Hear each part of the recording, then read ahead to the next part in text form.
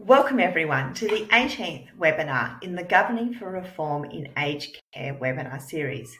Today we are exploring diversity of thought, a shared approach to leadership in aged care.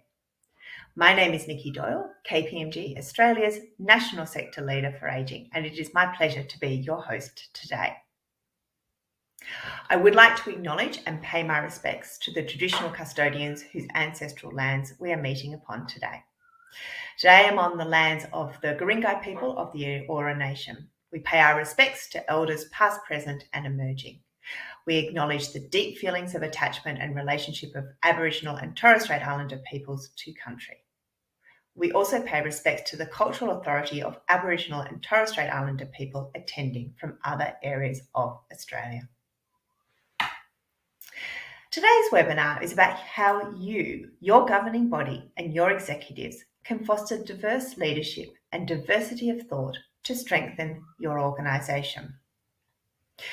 Having a diverse representation within leadership can bring in a range of perspectives, foster innovative solutions, and champion consumer-centred care that respects the unique backgrounds and circumstances for each individual.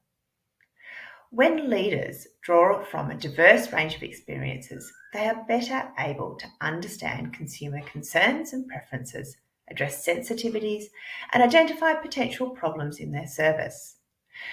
This ensures more meaningful integration of the consumer perspective into the formation of ideas and decision-making processes for governing bodies and also executives. For today's webinar, I am delighted to be joined by Logan Nirmalalanda, Faith Patiri and Kok Kong Chan, all of whom I am very excited to have the opportunity to talk to. And I will introduce each of them more formally shortly. Before we get started, however, I'm conscious that while many of you are joining us today have been participating in Governing for Reform in Aged Care for some time, others are new to the program and may be wondering what Governing for Reform in Aged Care is all about. If you are here for the first time, welcome to the program. We're delighted to have you. As a registered program participant, if you head to the Governing for Reform in Aged Care website, you will have access to a range of Governing for Reform specific resources. Some of the resources that you might like to access that are directly linked to today's webinar include the online learning module on inclusive and culturally safe governance, and also the toolkit chapter around building an effective governing body. You will also find recordings from all of our previous webinars and information about opportunities to be involved in other parts of the program. Finally, before we start our panel conversation today, I would like to draw your attention to the layout of the screen. You will notice that you can manipulate the screen in any way that you like. So if you'd like to see the presenters in full screen, you can expand the various windows to suit your preference. We're also really keen to make this an engaging discussion. If you would like to submit a question for one or all of the panelists to answer, please do so in the question and answer box on your screen. We will aim to select some questions throughout the discussion for the panel members to answer as time allows, and we're happy to have questions from the beginning of the presentation. So, as mentioned today, I have the absolute pleasure of hosting this panel discussion on the important issue of diversity of thought, a shared approach to leadership in aged care. Please join me in warmly welcoming our wonderful panelists for today. So starting with Logan. Logan joined the Jesmond Group, who deliver residential and home care within Sydney in 2014. Prior to this, he spent over 10 years working for global investment banks Lehman Brothers and Credit Suisse, based in Hong Kong, Tokyo and Hong Kong. Since 2014, Logan has held board-level positions within the aged and dementia care sector. Logan has a commitment to excellence and a passion to reinvent the care experience in a way that best meets the needs of today's community. Welcome, Logan. Our next panellist is Faith Patiri. Faith has extensive experience in executive leadership roles across government, corporate and for-purpose sectors. In February 2021, she was appointed Chief Executive Officer of Frontether Care, which is a Melbourne-based residential and home care provider. She was also the first female president and board chair of the organisation, and ended her 9-year tenure as the board chair in 2019. Her areas of expertise include aged care, culturally and religious diversity, gender parity, social justice, access and equity, and social cohesion. Faye is passionate about achieving better social outcomes driven by genuine collaboration and engagement. And in 2021, she was recognised with a Medal of the Order for Australia for her contribution to driving social change. And she was also inducted in the Victorian Honour Roll for Women as a Change Agent in 2019. Welcome, Faye. We're looking forward to your contribution to this discussion. And finally, I'm delighted to introduce Kok Kong. He is the chairman of Hammond Care and is also a partner of Maritana. He works exclusively with chairs, boards and CEOs, advising on governance, people and talent issues. Kok Kong started his executive search career over 20 years ago with a global search firm, where he became senior partner leading the services and CFO practices. He was also a member of the board and Chief Executive Officer Succession Practice. During the course of his career, Kok Kong has led numerous leadership assessment and development engagements. He's also worked in corporate finance and was the Chief Executive Officer of a healthcare startup organisation in Asia. He's a Bachelor of Commerce from the University of Melbourne, a Master's in Management from the London Business School, and a member of CPA Australia and the AICD. Welcome, Kok Kong. So to start off our panel discussion today, we are going to dive into probably really a high-level question, but also a very, very important question. And so what I want to start off with exploring is, what do we actually mean when we say diversity of thought, which is actually in the heading and end of our panel discussion today. So really keen to start to get some perspectives. Logan, I might start with you. Sure. So in terms of, what is diversity of thought, I think it essentially boils down to just recognizing and respecting the contributions, an ability to recognize and respect everyone's contributions within an organization. And, drawing strength from the fact that you have a diverse and wide range of talent at your disposal in any organization, but particularly within the aged care sector, and being able to draw on people's life experiences.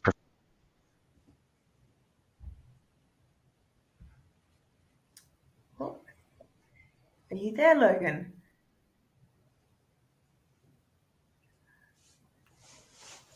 Okay, we may have just lost Logan. While we're just waiting for Logan to reconnect, Faye, I might move on to you and get your perspectives around diversity of thought. Sure.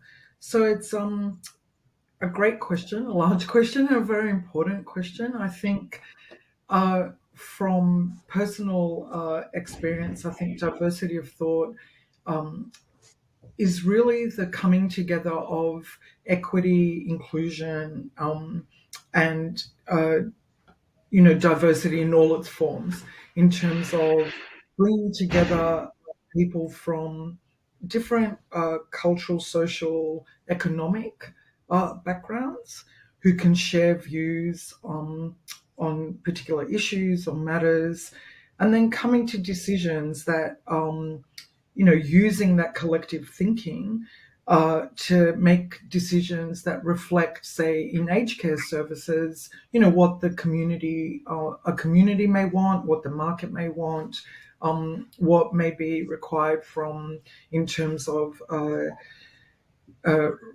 legislative or regulatory framework. So it's actually looking at an ecosystem, I think, of a whole range of different components, and bringing in thinking around those components from a whole range of experts, but also people, workforce, community, individuals, like I said, policymakers, and corporate organizations to actually form a view on an issue. Fantastic. Thank you, Faye. Can I check, Logan, whether we've got your sound back? Yes, you can hear me, right? We can hear you. I Sorry, would for some reason the line to dropped pick out. up on your starting thoughts, please.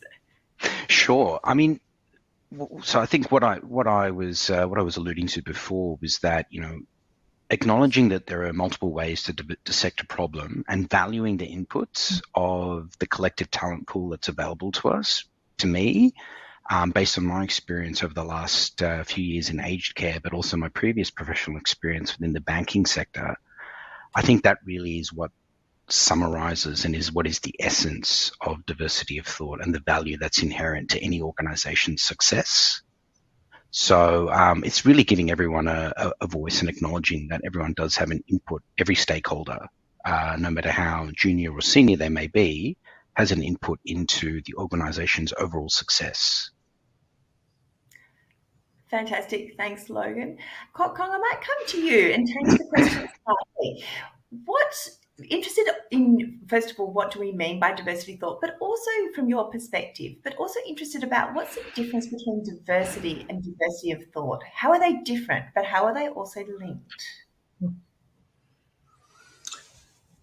Yeah, that's thanks, Nikki. That's as Faye said, a big question, two big questions. But let's start maybe a little bit with the context. I mean, we are living.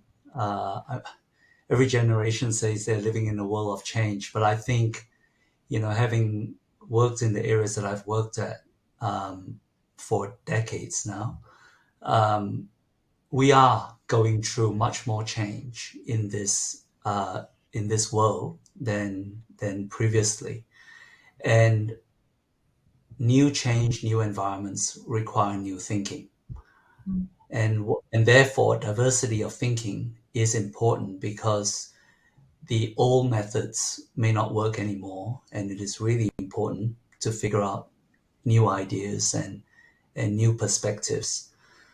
When I think about diversity of thought, I'm glad that's your topic.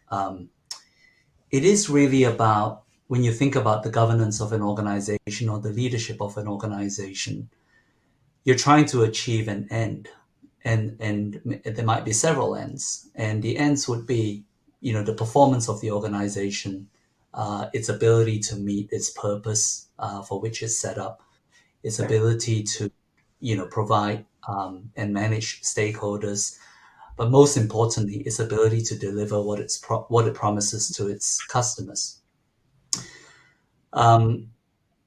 Diversity of thinking is a means to that end, and so the question is, how do you bring diversity to enable that end? And there are a whole range of ways of doing this, which I'm sure we will get into. I think diversity of thought, you know, comes in two broad categories. One is putting aside the idea of having the right representation and people from different backgrounds.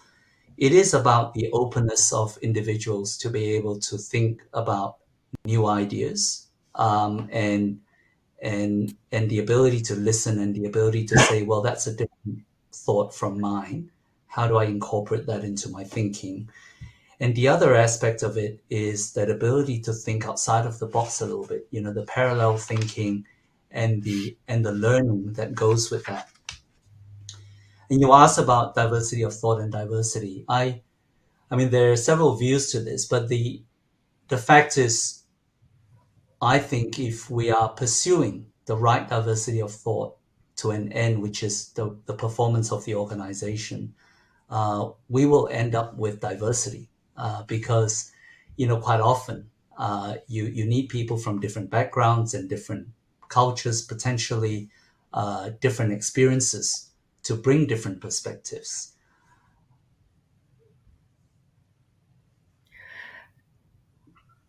Fantastic. I think that's really interesting in terms of starting with the diversity of thought to then move through in terms of that hopefully that should drive diversity. Can I just for a moment pause and just let's explore why it is actually important to have that diversity of thought. And Kok Kong, I think you started to touch on it in terms of the complex and increasingly changing world that we are experiencing. But Logan, interested in your thoughts. Are there other things in that means that we should be, as to the reason as to why we should be trying to drive that diversity of thought within teams? Sure. I think particularly within our sector, within aged care, where consumer outcomes are of paramount importance, and it's the driving force behind what we do, right? We all want to have and achieve the very best outcomes for our consumers at the end of the day. Being able to understand that these consumers have had really a variety of life experiences. They've all come from a multicultural background, a variety of different professional and life experiences over their 70, 80, 90 years of life. Having a diverse thought process, having a diverse talent pool, having a diverse approach to and appreciating that diversity of thought when it comes to optimizing your product offering and optimizing the way that you deliver your care, I think it aligns very well with the varied backgrounds of the people that we are looking after in today's aged care environment. So I think it's important because it matches up with the clientele that we are providing services for. Fantastic. Thanks, Logan.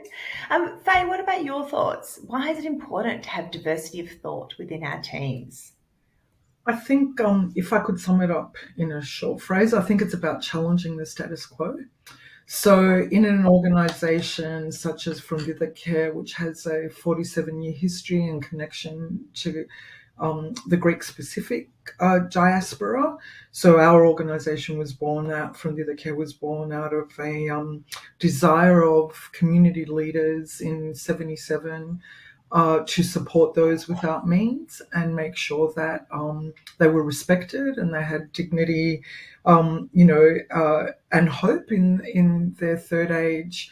And so From Dither Care grew out of that.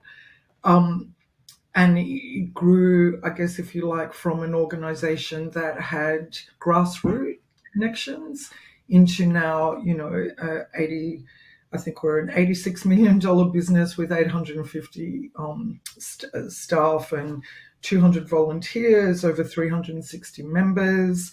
So I think while the principles and the purpose and our mission are solid, we've built on that legacy, and the capability to build on the beginnings of our organisation has come through a capacity to challenge that status quo, to ask the hard questions, to respect where we came from, but to appreciate the fact that in order to thrive and to be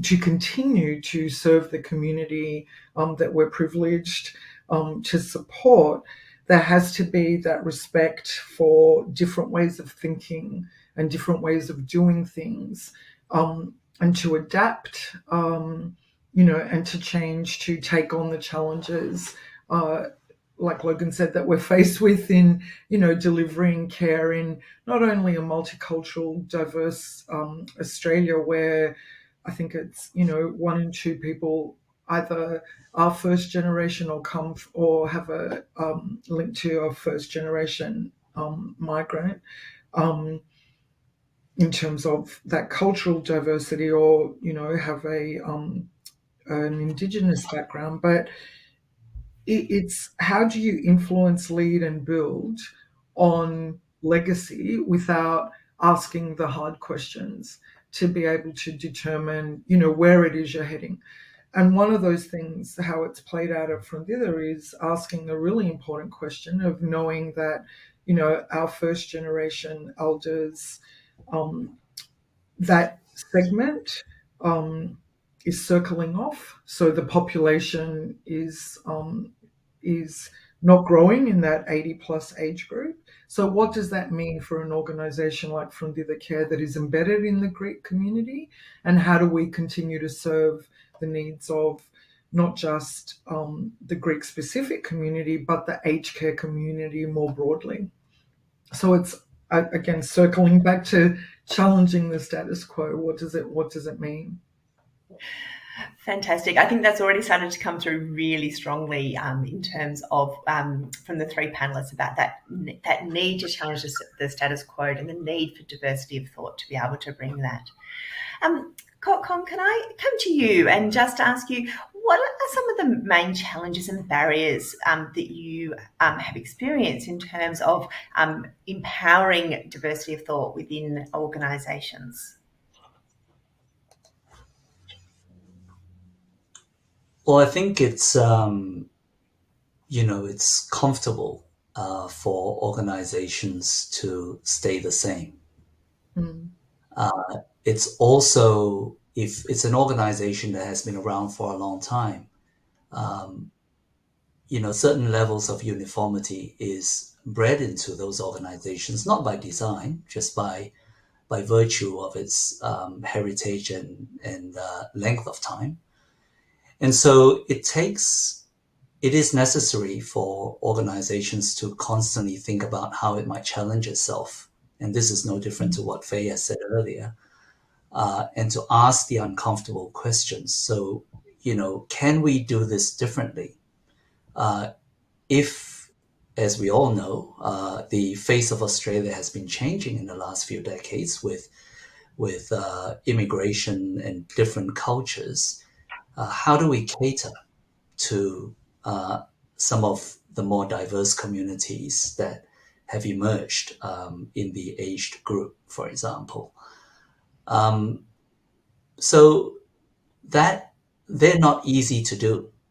And, it's not a magic wand to say, well, let's hire people from different racial groups or whatever, because that's a proxy for diversity. It does not necessarily mean that it is diverse.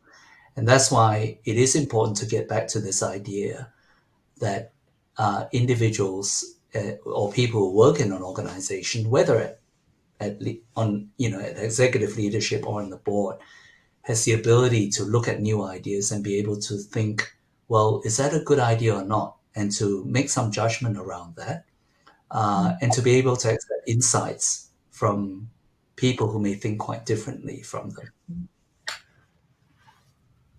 Fantastic. Faye, interested in your thoughts around that, the main challenges and barriers for empowering diversity of thought in organisations. Well, I think as Kokong just said, it's moving beyond being tokenistic. And I think, and I see it in my own organisation, my board are all from a Greek cultural background. My executive are all, by happenstance, from a Greek cultural background. Our service promise, if you like, is that we offer a bilingual, bicultural service. And the reason why people from the community choose Frundi the Care is because of that service promise. So what makes it interesting for us is that obviously we don't discriminate because, we choose workforce based on skill and capability, but also having that bilingual, bicultural background is really important. So you can be inadvertently influenced by groupthink because there's a particular way of thinking. It's inbuilt in DNA, I think. There's an intuitiveness to the way, we as people with a Greek cultural heritage, and I've been born and raised in Australia, approach things. And I see it in our organisation where people like myself who have a Greek cultural heritage but are born and raised and educated in Australia think very differently to people who were born in Greece and have migrated to Australia, and their experiences offer a different perspective. So even though we're all Greek, there is a large diversity of, because of our experiences and understanding and appreciating, different home country experience, but also how people see the world. We do have that, even though it might appear like it's homogenous, there is diversity already in that, in that in the way that we operate and approach things. And I think what is interesting there again is that, and I've seen it having, in other roles, having worked in, Premier and Cabinet here in Victoria, and having had the privilege of working in multicultural affairs for a long time, that, there can be a tendency when we talk about social, cultural, economic inclusion to then develop policy or programs or services that are tokenistic. So I think you've got to keep an eye on those things of, that you approach things understanding that thought diversity or diversity and inclusion are not just about who's in the room, because that's an entree in, but it's also about, well, what are they actually saying? What is their background? What are they contributing in terms of inclusion, and how much influence does that bear? Because I think that's part of the balance too, that, I think sometimes, and again, in terms of advocacy, and we see it, in the aged care sector, sometimes it's the loudest voices that get the most share around that, and that happens across the board. So it's, how do we bring that different representation to the table in ways that are not tokenistic, that they are genuine. Fantastic. Thanks, Faye. There's lots that I want to actually unpack there. I'm just going to have a slight pause, though, and just remind the audience that if you have got questions, please feel free to put them in the question and answer box. I'd love to be able to pose some challenging questions to our panel today. Logan, just reflecting on what Faye said, and there's a lot in there that I think is very powerful, and I'm really keen to explore. Given your background, the work that you do now, was really keen to understand what are some of those factors that are actually potentially unique from an aged care sector perspective versus where you actually, where they actually may be commonly found across other sectors and other industries, given the depth of your background.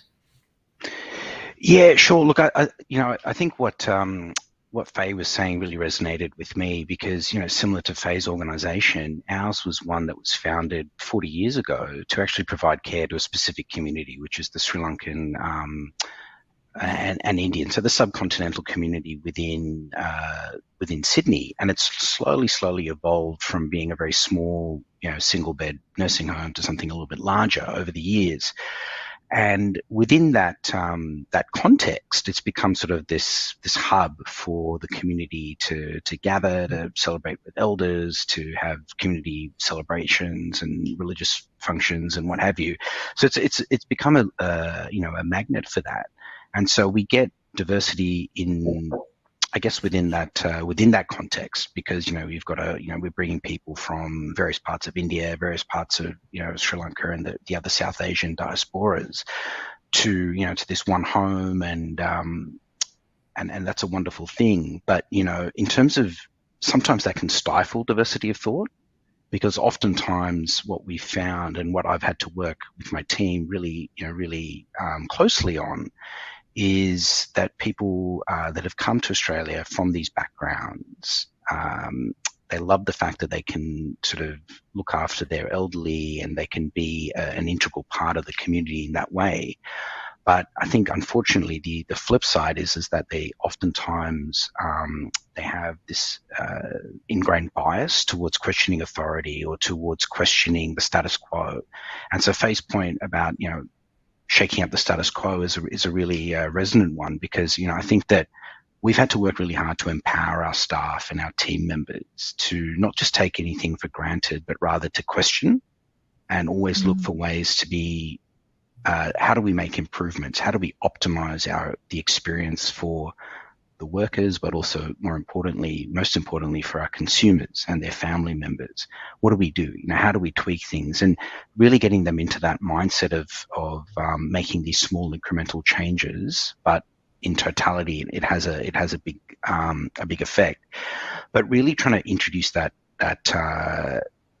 culture has been a real work in progress, but it's been a very rewarding one as well, because you've been able to then, respond to the challenges of, say, COVID, and respond to the challenges of, what aged care needs to evolve to and has been evolving to since the Royal Commission, thankfully. But we've been evolving in the right way, and I think that realistically, it's a unique set of circumstances dealing for culturally specific communities and trying to encourage diversity of thought, because you've really got to do a ground up sort of approach on empowering your entry level staff, the most interaction with your consumers, but really give them that empowerment to feel that they can make a change and they can make differences and that their voices can be heard. So it's it's been an interesting process, but in terms of saying, what are the barriers to encouraging more of this diversity of thought, I would agree with Faye. It's that often you get staff and team members that are from a specific background, and then they've got their biases or just their way of doing things, which is not to dispute and not to rock the boat too much, and trying to introduce concepts that, it is okay to do that, because it is what's going to lead to a better outcome for everybody. I found that to be a really interesting sort of experience along the way. Just to Faye's comments really resonated with my experiences and our team's experiences over the years. Thought I'd share that. Fantastic. Also, I'll put you on the spot and just see whether you're able to share, you talked about empowering your frontline staff and really, helping them to embed that culture, to speak up, to challenge the status quo. What strategies or what things have you done that have actually worked to help to adopt that way of thought? I might give you and then also Kong to get some ideas. Sure. I think for us, one of the biggest things was the sort of the concept of a quality circle, where we could get people within, say, the frontline care staff, as well as management, to sit together, oftentimes with the direct input of our residents as well, and talk about ways that we can optimize, or what needs to be optimized in terms of, say, the dining experience or lifestyle experiences, and how can they be tweaked to everyone's satisfaction. That was, and formalizing that process and the feedback, I think, has been a really positive way for us to sort of help achieve some of that. Fantastic. I'm interested in perspectives from you. Like, what are some of the strategies that you've adopted, whether it be at frontline, middle management, or at a board level, to encourage that diversity of thought? So I guess it's really taking a strategic approach to understanding and appreciating that every one of our people, including our residents, those we care for at home, our workforce, our members, our governing body, our volunteers, are all unique. And it's really understanding, and this may sound counterintuitive, how you bring that together strategically. And what we've created is the One from Thither banner. So that whether it's an auxiliary that we have, because we've had auxiliaries fundraising for us since the inception of the organisation, or whether it's workforce, the people understand that connection to our purpose. So it infiltrates through comms, whether external or internal communications. That's underpinned by our values, so our 4 values, our strategic pillars, and that connects everyone. Even though we talk about diversity and that uniqueness and multiple perspectives, it gives you forums, either through on the floor that we do at Corporate Hub every Tuesday, for people to participate and know what's going on across the organisation, not just in their business area. That One for the banner has actually had the effect of acknowledging that you can bring different perspectives together strategically, and it can flow through from the governing body through to, staff that are at the coalface, because we've put a lot of effort into supporting our people to understand that their voice matters. And the more, especially for community, the more vulnerable voices actually matter the most to us. So it's that ability to create transformation through strategy and really good communications and bring everyone along on that journey of, for us, one from the other, to be able to say, and, to have staff at every level, or, directors, or, like I said, our auxiliaries or volunteers, actually being able to articulate what that means. Fantastic. Thanks, Faye, for those insights. That's great. Kong, interested in your perspectives about what strategies leaders can adopt. And for you in particular, I was really keen to have a governing body view. How, as a chair of a governing body, what strategies do you use to ensure that you have that diversity of thought amongst governing body members? I think in Hemencare, we want to make sure that the governing body, which is the board, is connected very much with the service and with the people and with the clients and residents whom we serve. And quite regularly, we have a member of staff, a frontline staff, or a client or resident come to the board and actually speak to us and tell us their story. And we are encouraging of board members to go down to the ground. Some of our board directors have recently spent a day or two volunteering on the ground, serving our residents and our clients and working with our staff. And that connection means that when we have discussions at the board level, we bring real life understanding of what is happening in an organization. And Hemencare is not a small organization, which means that it is easy for the board to be disconnected from the ground if we don't make an effort to connect there. The other thing is, and I talked about the earlier on about different perspectives and people thinking differently, but you have to give time for directors to think. And so often it is, and we fall into this trap as well, because there's never enough time in a board meeting to go through the agenda. And by the time you go through the agenda, sometimes it feels like we just have to whip through, 12 things in a few hours. But the challenge for the board and for the chair, I guess, is to find a way to allow enough time for the directors to be able to challenge each other and maybe ask more questions. It's not just about questions to management, but the topic that we're discussing, directors should challenge each other. They should ask each other questions because, really when a board functions well, you want the outcome or the decision or the thinking to be greater than the sum of its parts. And the only way you can get that synergy is when the board and the team, I guess, if it's a leadership team, if they're able to work together and challenge each other and get to a better outcome than any one of them could do on their own. Fantastic. Some great observations there. We've got an audience question, which I think actually aligns a little bit to what you've just been talking about, Kong. So really keen to get your thoughts. The question from the audience is, I'm thinking of scheduling a board session just on innovation. to try to get the out-of-the-box thinking on the table to make the most of our diversity. What are your thoughts on that? And what might be some of the tips for the person that's asked this question about how you might do this and how you might encourage? And I think you've already touched on a couple in terms of having some of the people that are serviced by Hammond Care coming to potentially that meeting, but keen to get any other insights you might have.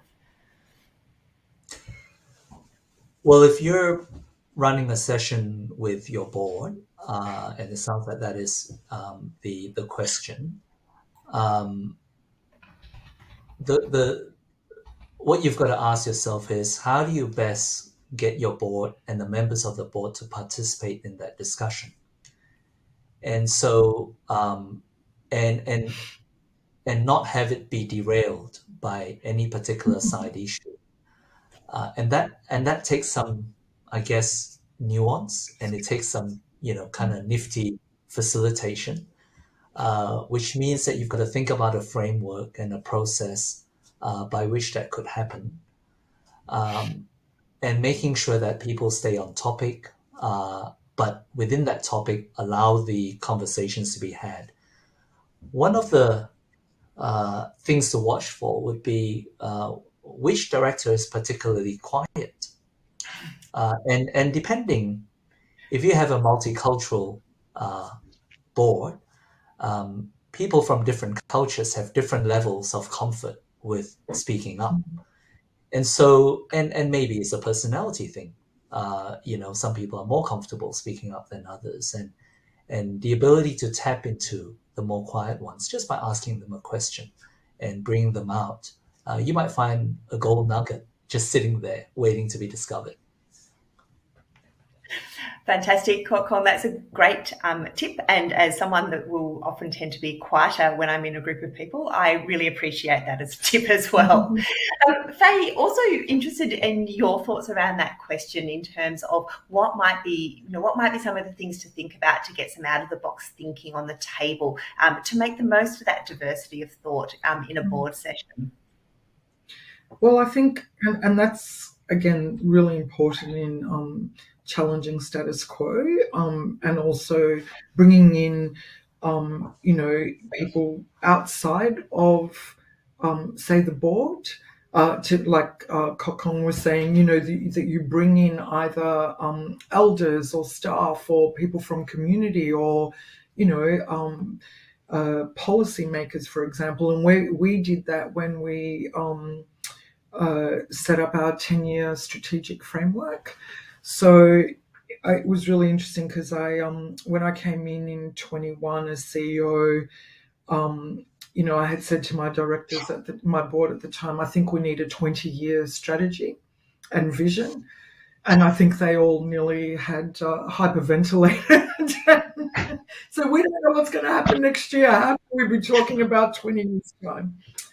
And I'm a little biased because I have a strategy background. So I said, that's okay. We can plan, because I think you've got to think big to be able to then think creatively and think differently, and to bring in those different perspectives that can disrupt, to then scale back.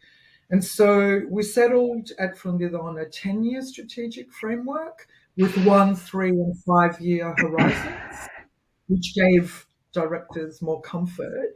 And I guess it's interesting because as CEO, and I think it's a setting around how I operate in terms of leadership, I'm happy to disrupt, because I think that's when you get the, best outcomes, not for the sake of it, but, to look at how you create a better experience for people using our services, or, how we might make, better financial decisions, or decisions around social impact or sustainability. And I think it's what Kokong said, which is critical. Directors, and I know from my board, they're all volunteers. They have limited time. They're professionals. They have, a whole range of other, commitments and challenges, and they're very committed to our organization. So you really need to optimize the time that they have to be able to get the most out of that in terms of what are the things we need to turn our mind to be able to innovate, to be able to think about who we become, who are we going to be when we grow up, for example. So the practical things that I've done with my executive around that to support the board is a lot of briefings. So a lot of intermittent briefings, a lot of conversations, not at board meetings, but offline, in terms of separate sessions. So sessions like this, for example, where they can absorb information over a period of time and they can understand, well, what is best practice or what's happening in other sectors in social services that we may learn from, or what are other providers doing? So, again, being able to, like with colleagues on this webinar today, to hear and understand, well, what are their experiences and how can we collaborate or how can we partner, as organizations in this sector, or partner with government or other, leaders in this sector in terms of other organizations or consultancies to actually be able to build evidence base for the things that we're thinking about, so that then when decisions need to be made at a board meeting, directors feel comfortable with taking the, it's not a leap of faith, it's actually evidence-based business cases that have come to them around, disrupting that status quo and thinking differently about strategy for aged care from a governing perspective, so strategic governance and strategic operations. So I guess in a practical sense, to sum that up, because I think I kind of went a bit, in a few different directions, it's really giving directors the opportunity to experience as much as they can outside of a board meeting, so that then when they come to a board meeting or a strategy session, like Hong said, they've visited our facilities, they've met staff, they're part of the business. So when we do our Staff Excellence Awards every year, for example, our board are there, they're connected to our people, they're visible, they're not just, isolated in our corporate boardroom, once a month. So there's that real connection. Fantastic. Thank you, Faye, for those insights. Logan, I've got another question from the audience, and I really would appreciate your input around this one. So the question is that it seems diversity of thought also requires a shared understanding of what consensus means. And I think this is a really interesting question. And so what the audience member is asking is that people need to have their own diverse views heard, which is really, really good, as we've been talking about today. But people also need to then be okay with their view not always carrying the day. So how do you get a diverse culture behind a consensus decision-making model? Tricky question, but interested in your thoughts. Sure. No, it's a great question. It's really relevant. And I think to me what that boils down to is you want to build a diverse culture, you want to build an empowered staff, and you want to build a culture where people feel free and open to ask questions, challenge the status quo, and contribute and feel that their voices are being heard. I think to answer this specific question, what it really boils down to is clear and open communication on why a specific decision was made, or why a specific decision wasn't made, or a specific choice wasn't made.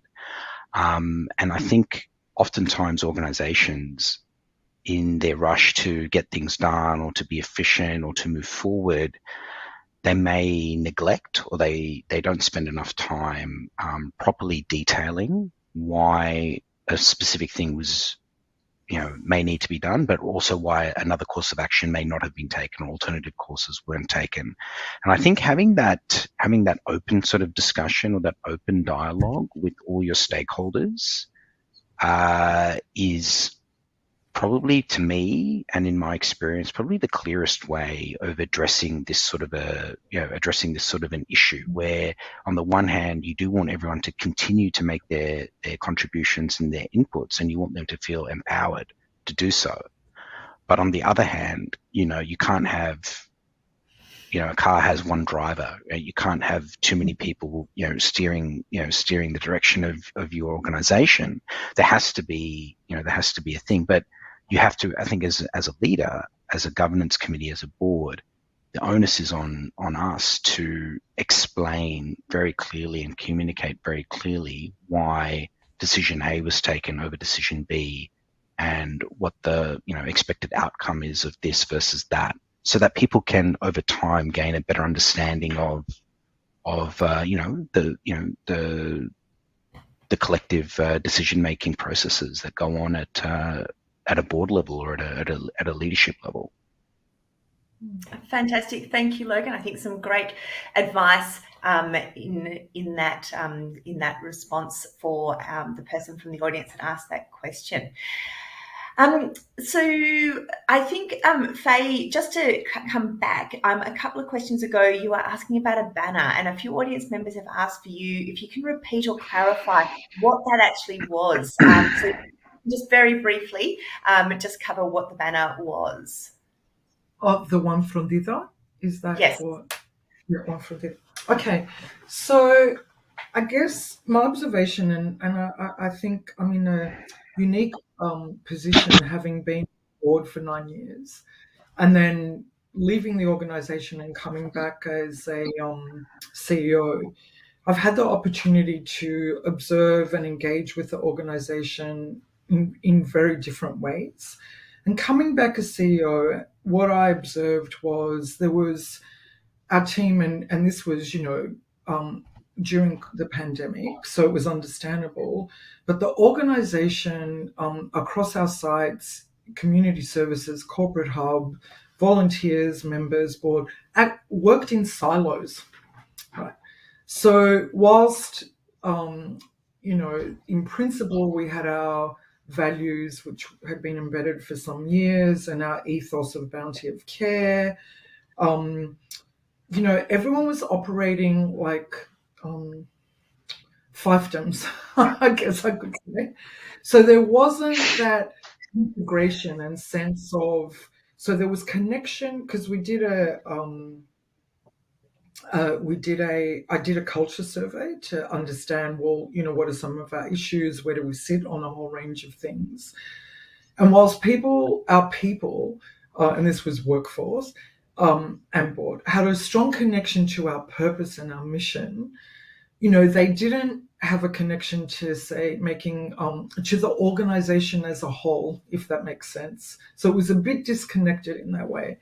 So I guess for me, working with the executive and trying to unpack it and understand it, and obviously having a background in strategy and communications, I thought, well, how do you bring people together? Because we had really strong engagement, like 98% of our staff on purpose and mission and commitment to community and the care of our elders, but they felt isolated and they felt disconnected from each other as workforce and from corporate.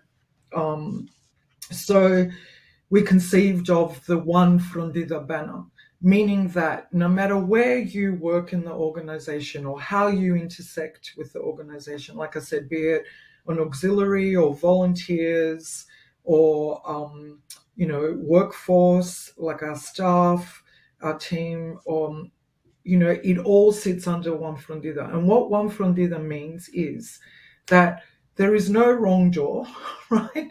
So whether you're a client engaging, your experience is the same. And again, this is transformation. So we're still working through some of the logistics. If you're an employee, your onboarding to the whole employee cycle is the same experience, from onboarding to offboarding.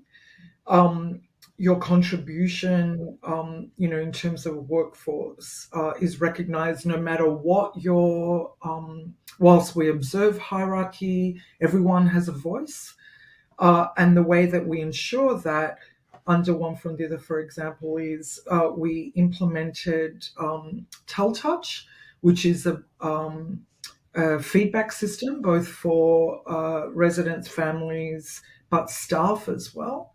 And it's bilingual, well, it's actually available in a whole range of different languages, but predominantly we use it in English and Greek. So there's immediate feedback on issues in order to improve the way we operate and be genuinely true to our values of respect, do right, inspire better. And the one from the Sorry, Faye, I'm just going to interrupt because I'm conscious that we're just running out of time, and I've just got one last question.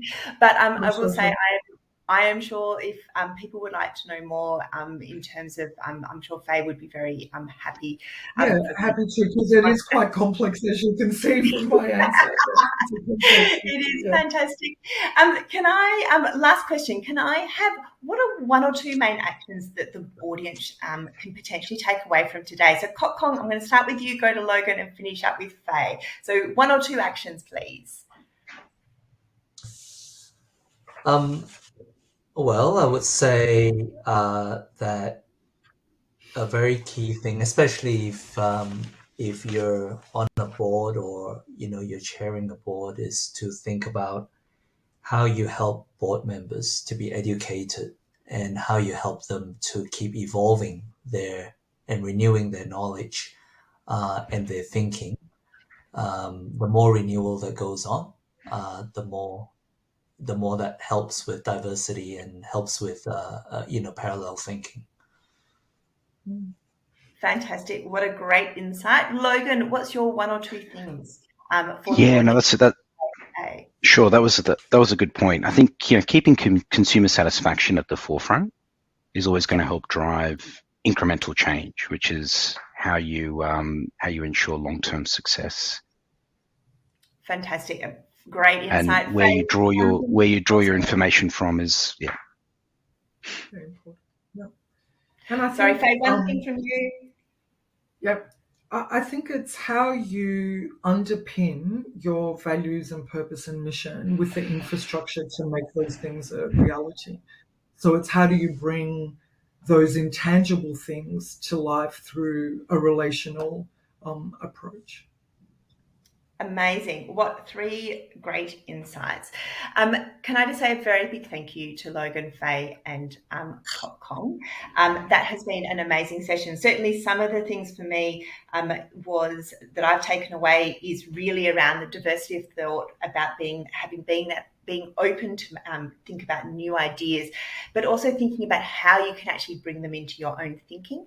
I think the time and space to be able to actually have time to think, not be rushing through meeting agendas, but rather to be able to think and process about new ideas. And I think also being able to ask the uncomfortable questions. And last but certainly not least is that if we get that diversity of thought, that it actually does drive diversity. So thank you very much for our three panel members today. And thank you very much for our audience for joining us today. Directly following today's events, we will be sending you an email with a link to provide feedback. Please take the time to do this, as it's really valuable for us to hear from you. We are working to adjust the experience as we progress through these webinar events, and your feedback is crucial in being able to do this.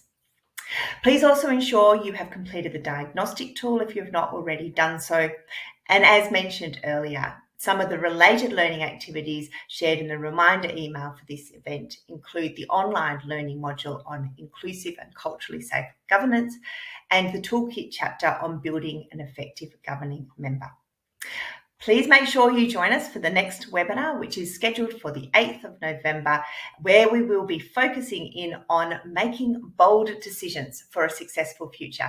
And certainly after today's discussion in this webinar, I think the topic for the next webinar is a lovely follow-on from the discussion that we have had today.